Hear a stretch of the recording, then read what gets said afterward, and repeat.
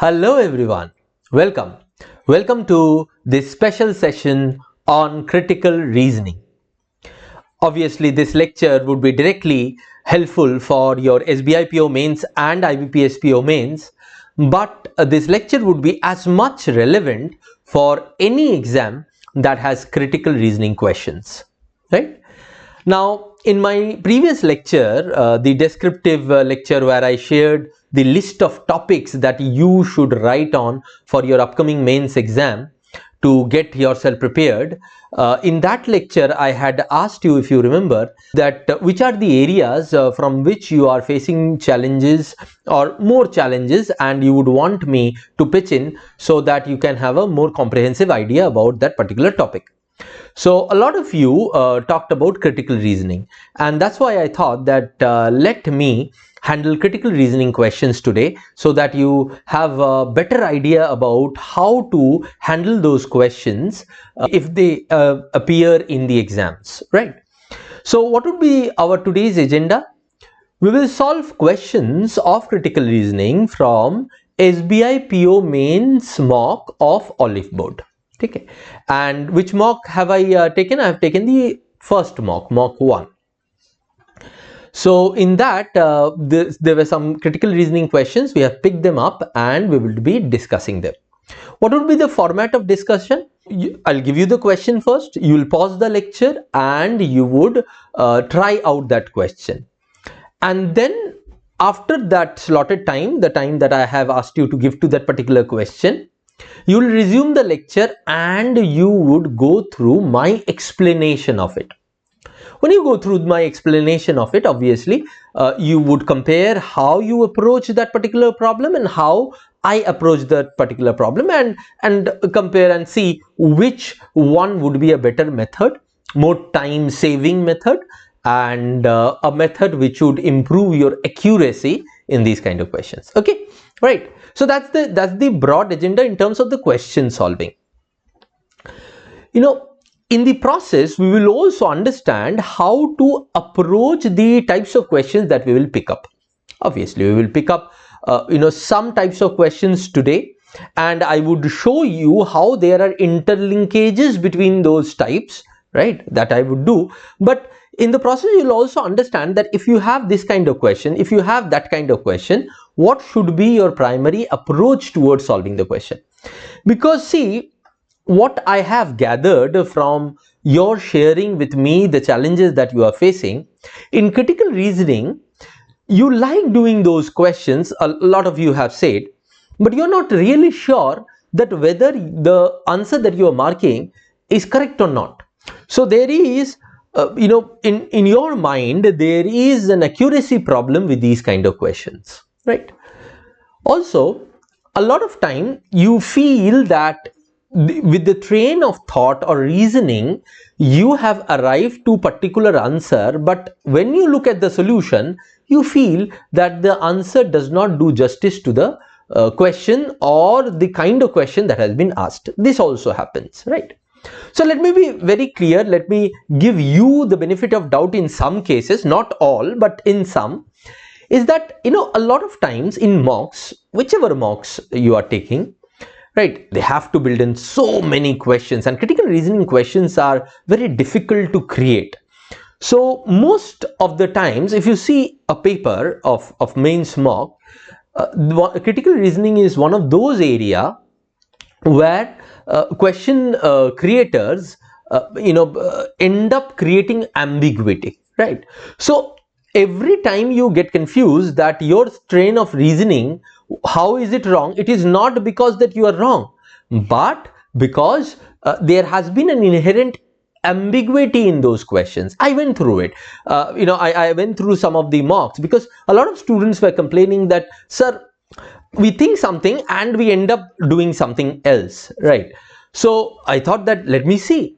So what I realized is that in critical reasoning in this year's mocks there had been, and not many, right, 1 out of 7-8 question would be such that there would be a little bit of ambiguity in there. Therefore maybe your train of reasoning is also relevant in there. So that is the benefit of doubt I am giving to you in some of the cases, but not all. in most of the cases, the train of reasoning that you have employed to solve that question might have not been as relevant, and therefore you ended up with an answer which is not correct. Right.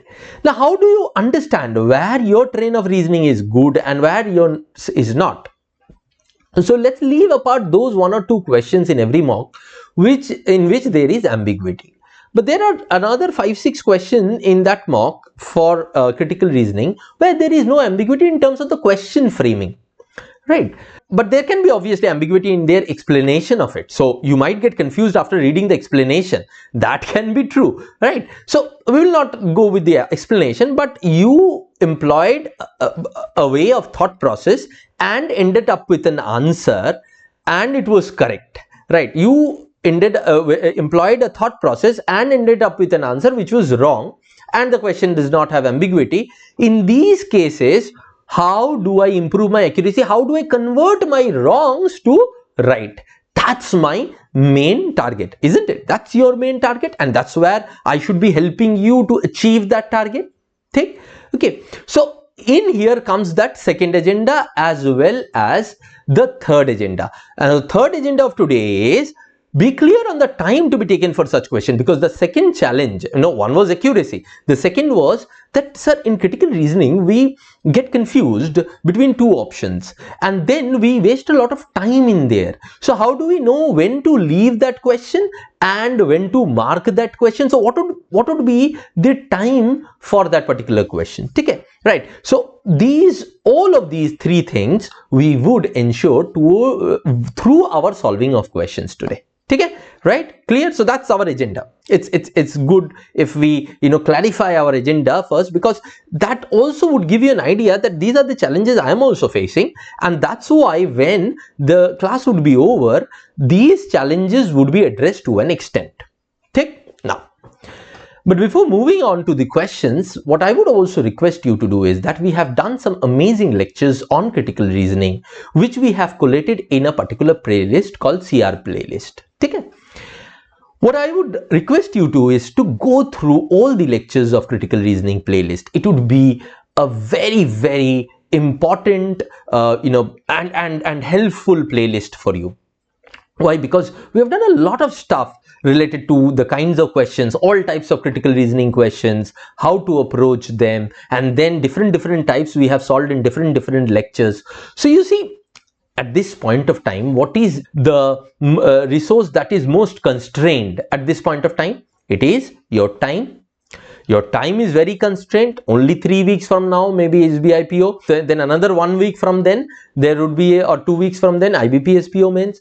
So in this short period, you would have to improve your accuracy. You would have to improve your confidence.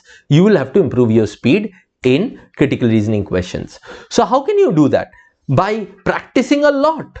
It would have been better if you had practiced a lot and understood from where it would come, but it is not the only way, right? Because you have less time, you also know that you have so much to practice on quant, on English, on reasoning, that only for critical reasoning you cannot give a lot of time. But having said that, you would give some time to critical reasoning, right? So that time has to be well utilized. How would you well utilize that time? By learning the way in which you can understand, after you have solved a set of critical reasoning, understand where you have gone wrong, and then improving you in your next try. That's the way you would do it, right? And how would you understand that? By going through the lectures that we have delivered over the years for you guys, because from there you would understand how to approach each one of these types, and then when you use those conceptual techniques to solve it, your accuracy would also increase, your speed would also increase. And again, if you get it wrong, you would know the way to identify what went wrong and how you went wrong. Okay, right? So that's one request that I would make. Please go through the CR playlist. And another thing that I would be requesting, or rather asking from you, is that, as I had asked you in the previous lecture, that what do you want me to do, right? And you had shared with me your critical reasoning problem. You can also request on particular questions of critical reasoning which are not covered in this lecture or the other lectures of the CR playlist, or even if you have faced some particular questions which you feel needs a little bit of intervention from my side, right? Put them in the comment section and you would see a lecture on that. If time permits, I would definitely try and do a session on those collection of critical reasoning questions. Okay, right. And even for anything else, if you want to me to talk about some other topic, please do comment, put in the comment section. Right. So let's start. The agenda would be how much, first I'll give the question, I'll tell you how much time you should take to do that question, and then I would explain the question to you, right? So I will make myself scarce from the screen and then start with the first question. So the first question is on your screen. Pause the lecture for 2 minutes, not more than that, 2 minutes, and do this question. Done? Okay. So what kind of question was this? Let us solve this. This was a reverse COA question. Now what is COA? COA is course of action. Okay. Now what is course of action? Now course of action is that the simple course of action questions or direct course of action questions are that you are given a statement of a problem. Now you are given options which are alternatives for course of action. So alternative 1, alternative 2, you will have to identify out of these 2, 3, 4 options which one would be an adequate or a relevant solution to this problem that has been stated to you. Okay, adequate as well as relevant, these two are important, right? It solves it and it's a relevant one, obviously. Okay, right? That's the way it is done. Now how do I do reverse course of action? Now first of all, why am I saying that this is a reverse course of action? Simple, because the course of action has been stated. What is the action that has been taken by a particular set of people that has been said. Now they have given us option of which are the situation which would elicit this kind of response from a logical person or a rational person, right? So the course of action is given. Okay, the course of action is given and we are to see which situation warrants that course of action. Okay, now first one, we will go through each of the situation. Making eco-conscious choices at the shops can be tricky when we are presented with so many options, especially when it comes to milk. Should we buy plant-based milk or dairy? Now this is a question that has been put forward, that whether we should buy plant-based milk or dairy. Now what was the course of action that has been given? Any plant-based milk, be it made from beans, nuts or seeds, has a lighter impact than dairy when it comes to greenhouse gas emission. So it seems that the action is favoring plant-based milk over the animal dairy product milk, dairy milk, right, animal product milk, as well as the use of water, and he is giving two disadvantages. One of dairy product is greenhouse and excessive use of water, and hence should be obvious choice between the two. So the conclusion is very clear that plant-based milk has to be preferred, right? Now can situation 1 be the situation to which this is the answer? It can be, na? Because if you look at it, eco-conscious choices at shops can be tricky. What is the problem that a person is facing? That it is tricky which to buy, plant-based milk or dairy product. Now the course of action makes it clear with reason that why plant-based milk is a better option than dairy. So situation 1 definitely would be a situation that warrants the course of action. So what are the options in front of me? 1, 2, 3, this and this. These two are eliminated. Okay. Now we will move on to the second one. Dairy generally requires 9 times more land than any of the plant-based alternatives, which is a serious cause of concern. Now look at this. This situation also subverts dairy to plant-based alternative. Yes, right. But my dear friends, the reason of why it should be plant-based milk and not dairy-based has been already given in the course of action. Your course of action should have the reason, right? Now your situation is creating another reason, and that reason is more land. Dairy takes more land. So if land has been the problem, then you should have had land-based solution rather than water-based solution or environmental-based solution. So therefore, situation 2, though related, is not directly qualified to become a situation of whose this can be a course of action, and hence situation 2 is eliminated. Now understand this very clearly. In reverse course of action, you will have to put the situation first in your mind and then see whether this can solve the problem that has been created in here.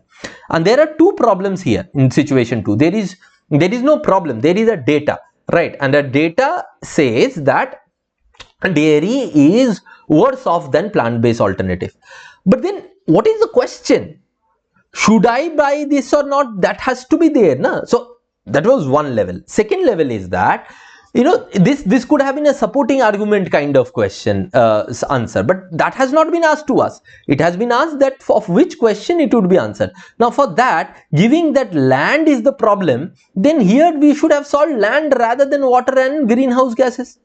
So again, it is not adequate, therefore it is eliminated. Is it clear? Situation 2, why it is eliminated? If situation 2 is eliminated, this is eliminated, this is eliminated, your answer can only be 1, and therefore you would mark it and move ahead. Clear, right? I took around 3 to 4 minutes to explain to you the whole process by which I arrived to the answer, to explain to you what would be the process in which you would direct your thought processes. Okay? But then when you do it by yourself and you know how to do it, this is a reverse course of action question and you know how to do it, wouldn't you be faster than that? You would be much faster than that. So 2 minutes is a time that you can easily this question can be easily done within that 2 minutes of time, right? Okay, so the time that I had given was more than enough.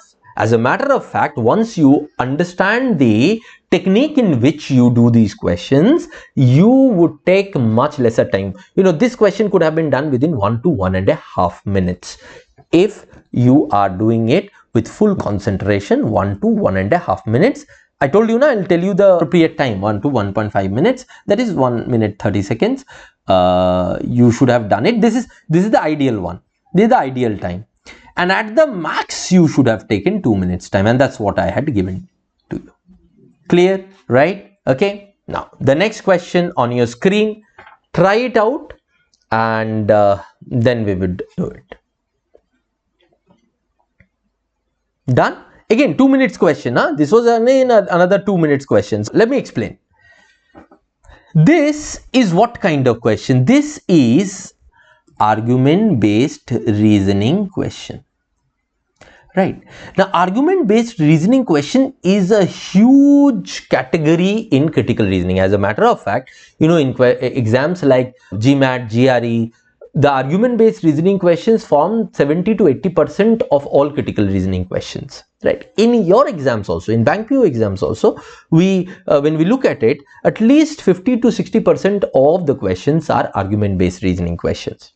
Here only you would see that we would be discussing today 5 questions. 4 out of them would be argument-based reasoning questions, and one was reverse course of action, which is also an extension of argument-based reasoning question. But still, if you want to keep it separate, you can keep it separate. Now, what are these argument-based reasoning questions that I keep talking about? Inference, assumption questions, then conclusion questions, then strengthening the argument questions, then weakening the argument questions. All of these are argument-based reasoning questions, and we would do a substantial number of those today, right? But before I solve this question for you, I would give you a short background, a base of argument-based reasoning question. When we talk about arguments, argument is a combination of fact, premise, and conclusion.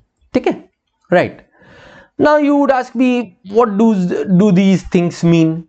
Right? So to explain that to you, I took an example.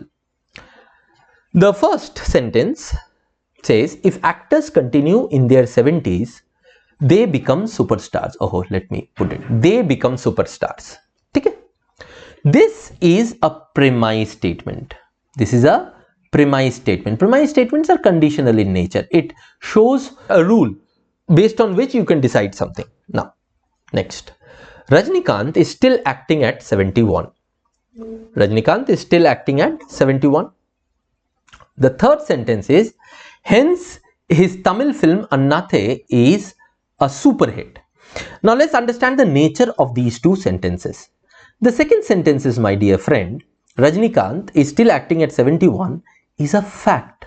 Now you would ask me, what is a fact? Is it something which is true? No. Fact is something which can be verified. There can be a true fact, there can be a false fact. But the nature of the sentence would be such that you can look up somewhere and verify whether it is true or false. Clear? For example, the first sentence is not a fact because it's a conditional statement. It's a premise, right? But the second is, hence his Tamil film Annathe is a super hit. Now, what kind of sentence is this? In this context, it is a conclusion. It's a conclusion. Now, these three together make an argument. Okay? These three together make an argument. Now, once you have got this, you are understood that, okay, these three together is an argument. So, a combination of fact, premise and conclusion. That's what I was saying. So, then, what is an assumption? What is an inference? Right? Acha, what can I conclude from this? Let me show that to you also. Assumption. Assumption is something that is necessary for the conclusion. So, conclusion of the argument. See, there are two types of conclusion. One that you would be concluding and another that the author has concluded. Here the author has concluded that his Tamil film Annathe is a super hit. This is the conclusion of the argument. For this conclusion, anything that is necessary but not stated, that is an assumption. That is an assumption. Clear? Right. So, here what is necessary but not stated?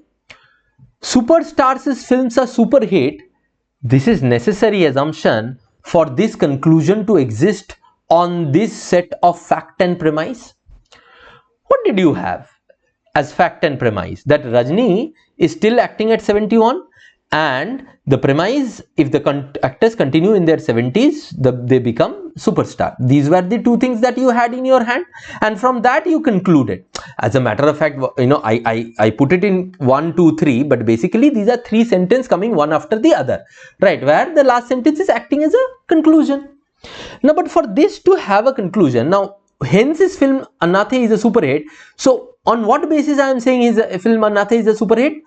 Because Rajni is acting at the age of 71, and from the previous premise I know that the actors who continue in their 70s become superstars. So Rajni is a superstar, that we can infer, that we can conclude. So Rajni is a superstar and his film Annathe is a super hit. So there somewhere you will have to make that assumption to bridge the gap between superstar and super hit. Na? Superstar is here and super hit is in the conclusion. There is a gap between the two, na? So that gap has to be bridged by whom? The gap has to be bridged by assumption. And that assumption would be what? Superstars film are super hit. So the author is assuming this. He is not stating it. But from his line of reasoning, his thought flow, we can identify that he is assuming this.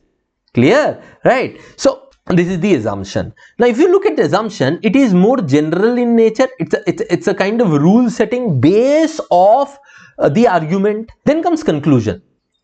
Acha, one conclusion can be RK acts in Tamil films. Because his Tamil film, we can infer from that or conclude from that RK acts in Tamil films. Na? Right. Another is Annathe is a recent film of RK. This one also we can also conclude, na? Right? Because we are declaring Annathe a super hit on the basis of the data that he is at 71, and on the basis of the premise that after 70s, after 70s, if actors continue, they become superstars. On the basis of it, we are concluding. So if you are concluding, then that essentially means that somewhere Anathe is a recent film of RK. Now you would ask, then what is inference? These are also, you had been telling us again and again that you can infer it. So are inference and conclusion same? In this perspective, yes. This can also be a conclusion as well as an inference, right? So there is a lot of similarity between inference and conclusion. I will talk about it in a moment. But first, let me show you a pure inference. See, basically, inference is a generic term. Inference means the way you approach a particular thought process. Okay? So it can go for anything. Na? It can go for infer an assumption. There are questions like infer an assumption. So it can be used in a very generic way also. Or infer a conclusion, or what is the inference. So therefore, a lot of people I have seen makes a very close compartment differentiation between inference and conclusion. But if you look at the critical reasoning world, right, there is hardly as much close compartment differentiation between the two. There is a lot of intersection between the two, right? But yes, there are some things that we will treat as inference as not as conclusion. And for this set of 3 sentences, I have given that to you. And which is what? Let's say Amitabh Bachchan acts in his 70s, hence his films would also be super hit. This is an inference rather than a conclusion, because we are creating an analogous case. We are building up an analogous case based on this. See, conclusion by its nature is specific to the case, right? As assumption is general foundation, conclusion is specific to the case. It does not deviate or move away from the case. Inference is also most of the times, because it can be branded as conclusion, they are also specific to the case. But what about these things? These things here, inference is building up on what has been given to you. Okay, so this is the difference. But do you need to differentiate a lot? No, because I will show this to you. See, this is assumption, the base. On this stands the fact and premise. I will not say on this stands the fact and premise, but fact and premise is given, and on the basis of fact and premise and conclusion, with assumption serving as a foundation for everything, you get your argument. This is your argument, right? Okay, so this part is your argument and foundation is obviously assumption. Diagrammatically, you remember it more, na? So conclusion most of the time is what inference is most of the time what conclusion is. But if we want to use it in a generic form, it can be assumption also.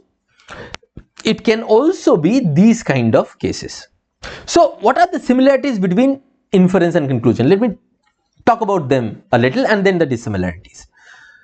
Most of the time they are specific to the case. They cannot be more general, right, than the argument scope, right? It cannot have variables outside argument scope. Conclusion and the inferences that are nothing but conclusion, it's true for them also. Course of action can be treated as both conclusion and inference. Implied meaning of a sentence. You would remember in conclusion lecture, we have done that summary, partial summary and full summary, both are conclusion. So implied meaning is nothing but partial summary. And we will see in one of the questions what implied meaning is. So that can be also treated as conclusion as well as inference. Okay? Right. Now, what are the dissimilarities?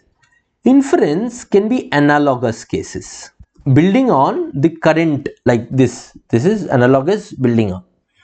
Right. And these would be normally treated as inferences but not conclusion. Logical extension and continuation is also a kind of inference and normally not taken as conclusion, right? Now this is a big confusion that students have, and therefore I thought that I would clarify it, because a lot of misinformation is served in the name of knowledge in this particular area, because people really do not understand how to approach these questions. Okay? Because see, most of these critical reasoning questions have their genesis in the MBA entrance exams or the critical GRE GMAT exams. Now most people do not understand it clearly, na? Right? So when we teach our CAT students, or when we teach in GRE GMAT the critical reasonings, we employ this base to teach them that, and that is what I am sharing with you, so that you have a clear-cut idea about how to approach. Now we would move on to the question that was given to you just before the explanation. Why did I explain so much? Now you would see. Now you would see how fast we will be able to do the question. Now, what was this case? I'm not going to read the whole case. You have already read it. What was the case? The case was that Edward Jenner created a smallpox vaccine. Now, why and what was the vaccine's genesis or idea genesis? That milkmaids caught cowpox, which was a milder disease, and thereby they gained immunity to smallpox. Right. So Jenner inoculated an 8-year-old boy with that cowpox disease, and then he exposed the boy to smallpox, and the boy did not get the symptom of the smallpox disease, and therefore it happened. Right. Now you have these 6 sentences. What has been given to you? Following a few statements that throw more light in the context of the situation. You have to take the given statement to be true, even if they seem at variance to commonly known facts, as I told you, right? And they expect the correct relationship. So should I read these 6 sentences? No, not at all, because I'll have to go to the options and see what the options are asking me to do, right? And then we will go on to with these, read them. So A. 1 is an assumption, 5 is a conclusion, 6 is an inference. Let's see. Smallpox originated from cowpox, a virus that attacks cows and other cattle. So can this be an assumption for Edward Jenner using smallpox vaccine? Is it a necessary assumption that Edward Jenner has taken to create the smallpox vaccine? No, na. He has obviously assumed that the immunity of cowpox is similar to immunity of smallpox. That he has assumed. But smallpox has come from cowpox. That's not a necessary assumption. So this is wrong. If this is wrong, this is wrong. Right? Okay. I would not read the other two because that would be waste of time. We'll have to think about our time also. Na? See, this reading and this doing, we would be at what? 45-50 seconds. Right? It's at the most. It is huge chance that we would complete this question within 1 minute 30 seconds. Let's see. 3 is an assumption, while 6 strengthens the argument given in the passage. So 3 is an assumption. I'll read it. After infection by the cowpox virus, the body gains the ability to recognize the smallpox virus from its antigens and is able to fight the smallpox disease much more efficiently. This is mostly an inference or conclusion than an assumption.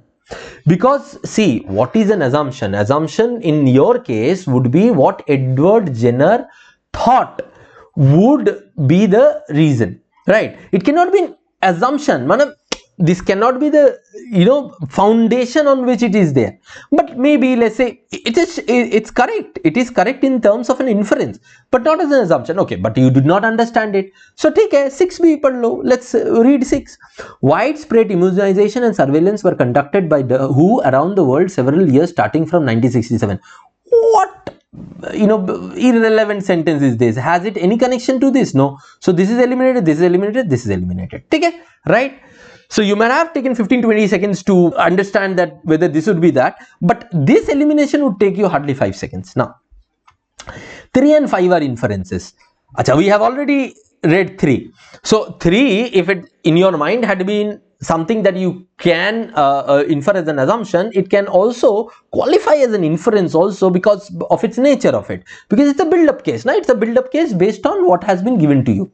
This is an inference case based on what has been given to you. Now, 5 we'll have to see. Most vaccines have not been able to eradicate diseases entirely or have... Oh, sorry, it is... 5. Okay.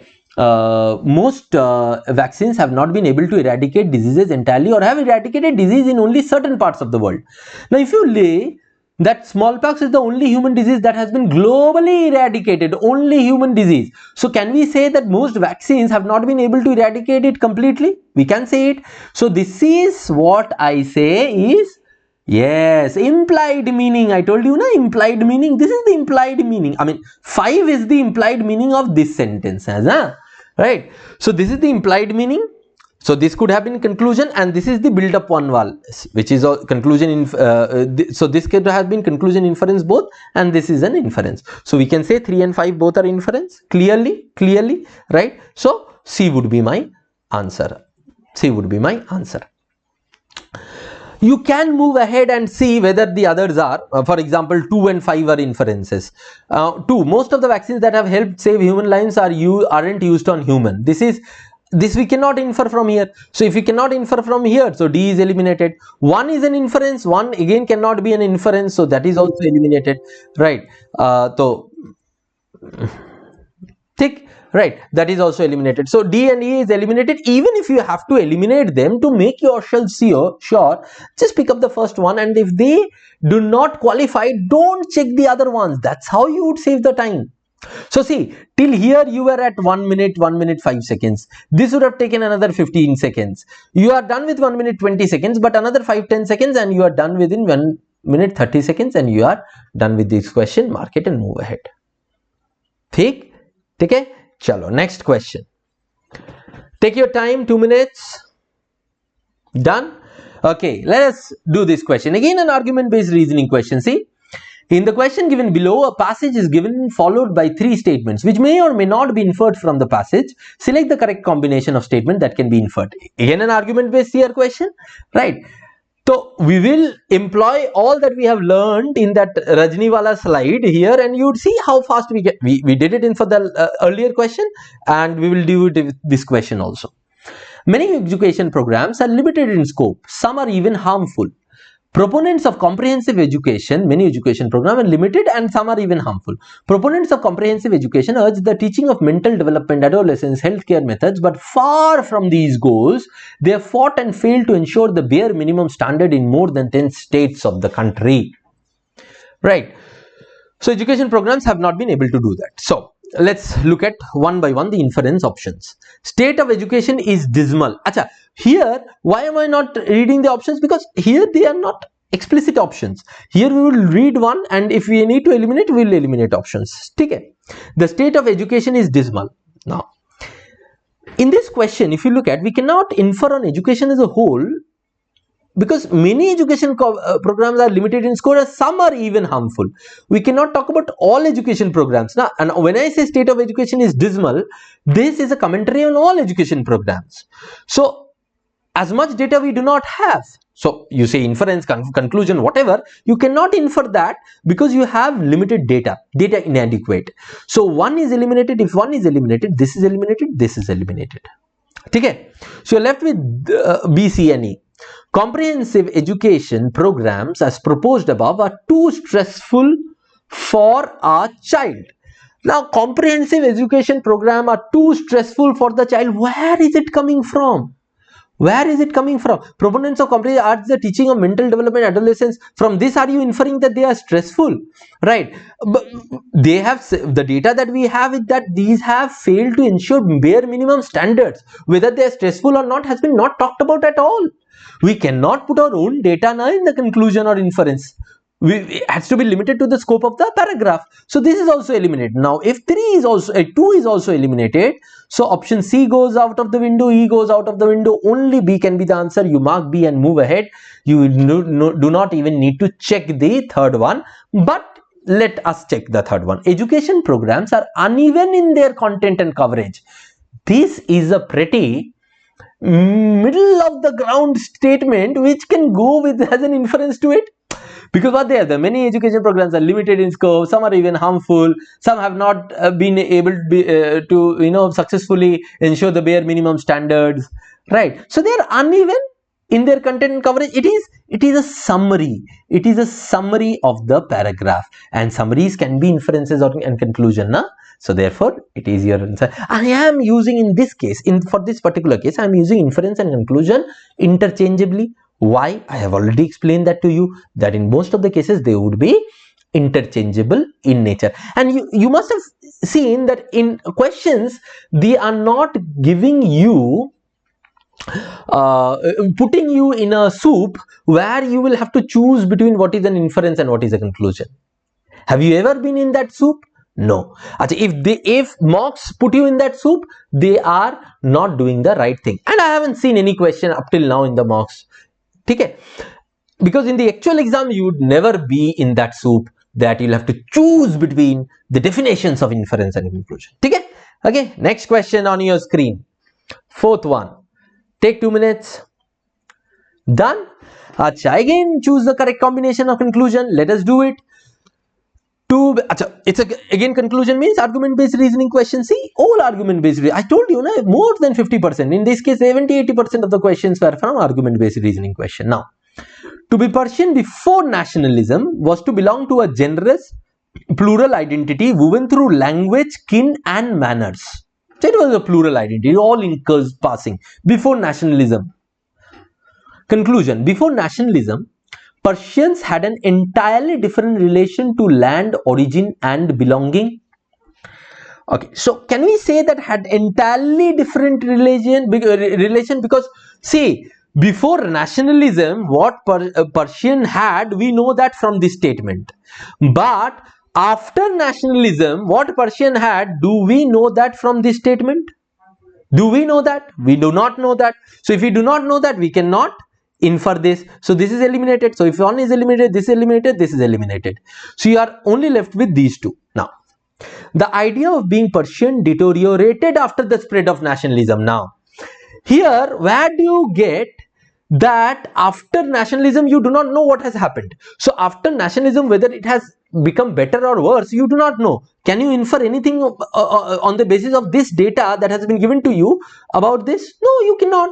So this can be easily eliminated, right? This can be easily eliminated. So 2 is also eliminated, this is also eliminated. So you are left with only 3. My dear friends, you are only left with 3. You can mark it and move ahead. But to make you understand, let us read it.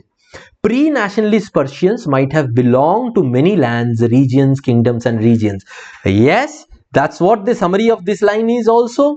See, pre-nationalism, before nationalism, the Persians that they had belonged to many lands because belong a generous plural identity woven through language, kin, and manners. So they had a plural identity, belong to many lands, religions, kingdoms, regions. Achha, you may say that's a land or religion to hai nahi, they are not there in here. Kingdoms and regions you're saying, but how do we say that? See, plural identity hai na, a generous plural identity, woven through language, kin, and manners. So when you have a plural identity woven through language, it most probably would not be from one place only, right? It would be from multiple places. Okay. Then also you cannot be sure. So you can say that, sir, फिर भी sure कैसे हो भी सकता है, हो नहीं भी हो सकता है, एकदम. And that's why might here makes very good sense.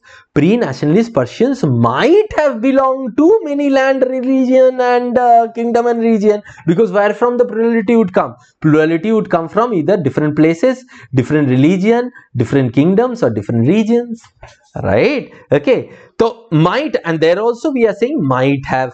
So we are correct as an inference, and therefore 3 is correct. You do not need it to get into the hair-breadth analysis of 3, because you know that only that can be the answer. Closest one was that. Okay. Now the last question on your screen, a little more complicated, not as easy as the last 3 questions. The last 3 questions could have been done within 1 minute to 1 minute 30 seconds, isn't it? Right? We did it after we had discussed our concepts. Now take 2 minutes to 2 minute 30 seconds at the max for this question. Okay. Done? Chalo. What has been given? In the question below, 5 statements are provided. You have to take the given statements to be true, carefully analyze the situation, and identify the correct relationship. Okay. Should I read these sentences? No, because I have detailed wale option. There is no only 1, only 2 wale option. Detailed wale option. We will go start with the options here. You're getting my logic? Just like the question number 2. Okay. The italicized and underlined sentence is a logical extension, continuation of the sentence in bold. So which one is the italicized? C. Okay. Oh no, italicized and underlined. So italicized, underlined, E. Okay. And which one is in the bold? B. So E and B. So E is logical continuation of B. That is what is saying. Okay. Ideas of the mind, and so I'll read the B first, na. Ideas of the mind and the mental are simultaneously ambiguous and misleading.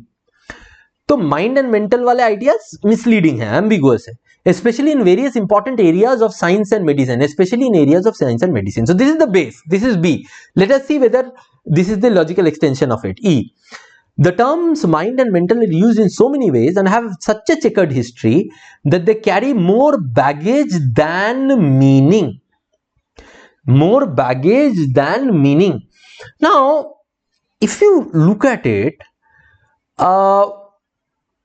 ideas of mind and mental are simultaneously ambiguous and misleading, especially in various important areas of science and medicine.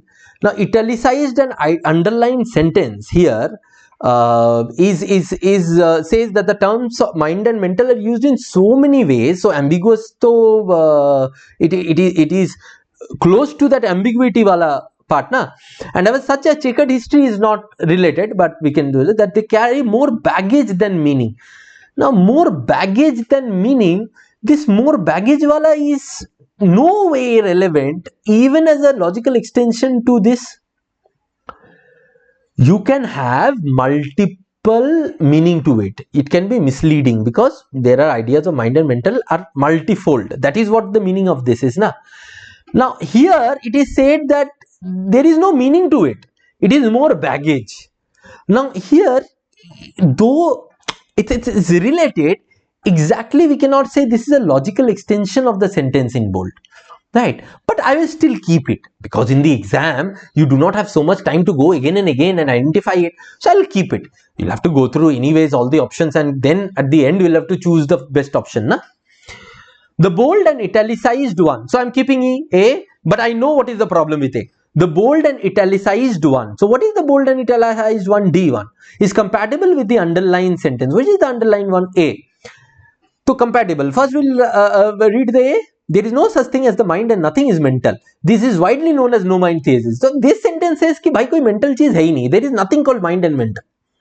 D. Being conscious, thinking, feeling, believing, desiring, and so on are mental. Part of mind or are done by mind. Oh bhai, these are contradictory. Where are they compatible? These are contradictory. One is saying that there is nothing called mind. One is saying these are the definition of mind. So these are contradictory. So this cannot be a conclusion. B is eliminated for sure. The emboldened sentence is an inference of the italicized sentence. Emboldened बोले तो bold वाला sentence is an inference of the italicized one. Italicized is this one. So italicized we will read first. Someone's probably told you before that something you thought, felt or feared was all in your mind. ठीक है? Someone must have told me. अच्छा, B is the inference of this. The ideas of mind and mental are simultaneously ambiguous and misleading, especially in areas of science and medicine. Science and medicine kahan se aa gaya? How this sentence can come from this? There is no, I mean, they talk about the same thing, mind or mental, but they are vastly different in their import, right? The import that they are giving is vastly different. So we would eliminate C also.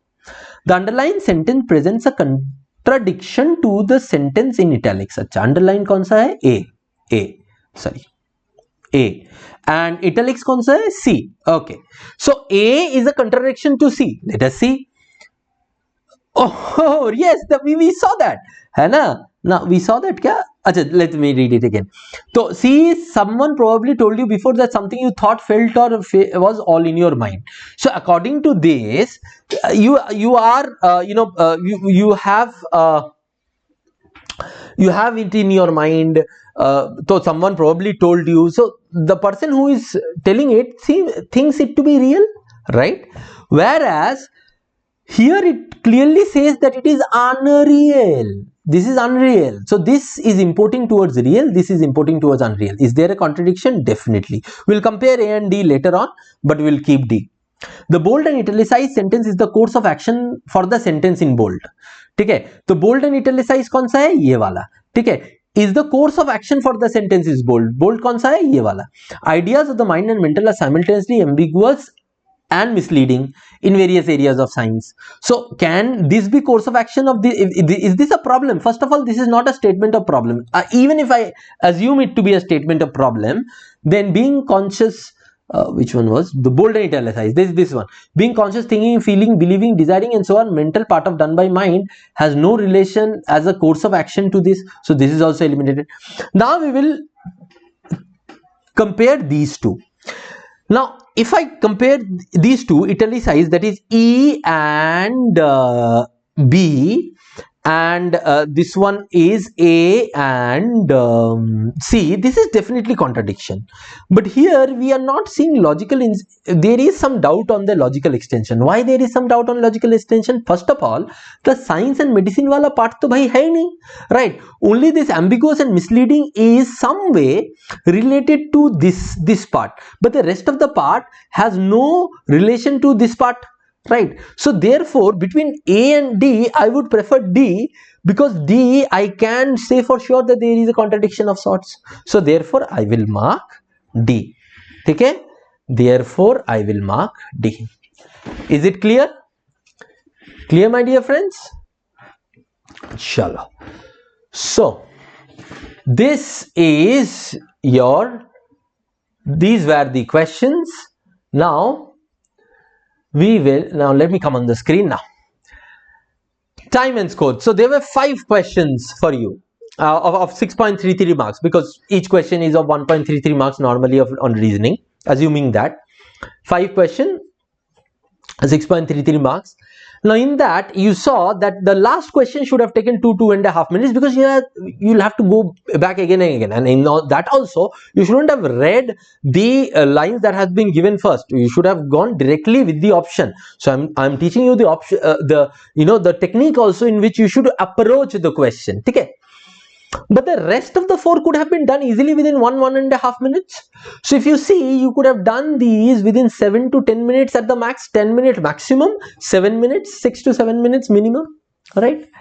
And you can have very easily got a 4 marks to 5 marks in this. 1 wrong, still 4 marks, 1 unattempted, still 5 marks, right? Okay, so it was possible or not? So yes, critical reasoning has some sort of challenge to it, and therefore you get a kick out of solving it. But if you know the conceptual background, if you know the basics, right, which we have taught you in different lectures in the playlist. Today also I taught you how to approach the argument based reasoning questions. If you know these basics, wouldn't they become very easy to do? I mean, not very easy to do in terms of, you would see and do it. No, but you would be sure about your answer. Even in those areas where if you think that the mock solution is wrong, you would get an idea. Why? Because you now would be very clear about your train of thought, your reasoning. What happens when I solve a question and then I see the solution in the mock and see that the answers are in variance? How do I identify that whether I am right or they are right? Simple, by this method, that when I know the basics, I would compare both of them on the balance of basics. So on the balance of basics or concepts, the one which is correct is correct, irrespective of which one it is. Okay, right? So that is all that was today from my side. Okay, hope you found this lecture helpful. So practice critical reasoning questions and go through our playlist. That would help you a lot. I'll give the link in the description section and also the pinned comment section. Okay, so thank you very much. Bye bye and all the best.